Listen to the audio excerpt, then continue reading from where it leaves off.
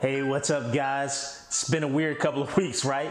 I wanted to give you guys some tips, some health tips, and I mean that in the holistic sense in regards to this self-isolation that we're all going through now, the pandemic response, et cetera, et cetera.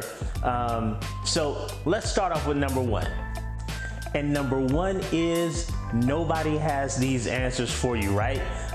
There's a lot of information out there, especially right now. Every fitness coach is now online and we're all giving advice, right? But the truth of the matter is defer to your own autonomy. Like, I don't know you. Like, I don't know if you're an empath and all this stuff going on in the world is bringing you down. I don't know if you're stressed at home because your spouse is there. You got 2 kids in the house and your spouse turns that into 5. So nobody really knows what you're going through. So you sort of have to sit down and decide, you know, what's important to you at this time and what's not. And for some of you, you know, exercise may not be important. You're trying to maintain your sanity. You may have a spouse that's lost their job, or you may have lost your job, you know, so defer to your own autonomy. You know best what's good for you, you know, and nobody outside of you really knows that. So the first tip is just sit down with yourself and decide, what's my goal here for this period of time? What keeps me the most sane? What allows me to give the most love to the people that I'm in isolation with, if you are in isolation with someone? And if you're not in isolation with other people, guess what? You're probably in it with yourself. You need to give that person love too. So number one, respect your own autonomy. You know better than we do. Number 2, on the exercise and nutrition front, set your minimums. That's right, just set your minimums. Your minimum may be 0. It may be, I don't know, 3 workouts. It could be anything. This defers back to number 1.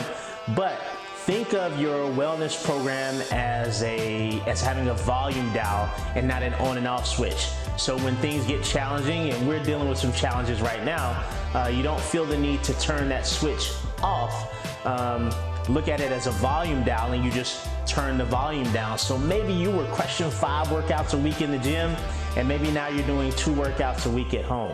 Maybe you were crushing, you know, nutritional perfection, if there is such a thing. You were crushing it, and now, you know, it's intermingled with frozen pizzas.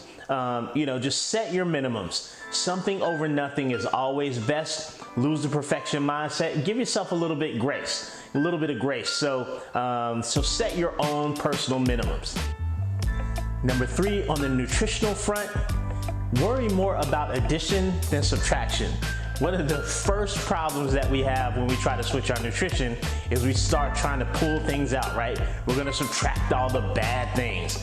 Well, we know psychologically, like, this isn't my theory, like, this is psychological fact. We know through psychology that restriction leads to binging.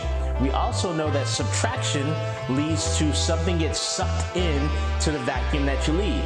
Try to quit smoking, you start overeating. So addition is the way to go here. So instead of trying to avoid calories and avoid sugar and avoid processed foods, chase the nutrients. Add in some strawberries, add in an apple, add in a glass of water, in addition to whatever you're already doing, because it's really weird times, right? So, you know, ditch the idea of some type of nutritional perfection. Take your mind off of subtraction and restriction, put your mind on addition. What can I add to what I've eaten today that will be more in line with what my goals are? Addition over subtraction. Number 5, help somebody. That's right. What I found is that when anxiety hits, and this is actually how I got into this business, when anxiety hits, when tragedy hits, when things are out of your control, one of the best, most soothing things you can do is to assist another human. You've probably got some skill set, some wheelhouse that you can offer to the next human. Whether it's something really cool like making crafts for people, whether it's art, whether you're an educator, and you can do little short videos from your phone showing how people in their homes can teach these subjects to their kids. Like, one of the most surefire ways to reduce anxiety, to get through something that's difficult, is to reach out to your fellow man and help them. So that's my 5 tips. I hope that's helpful for you. We'll get through this together, guys. Let's keep it simple.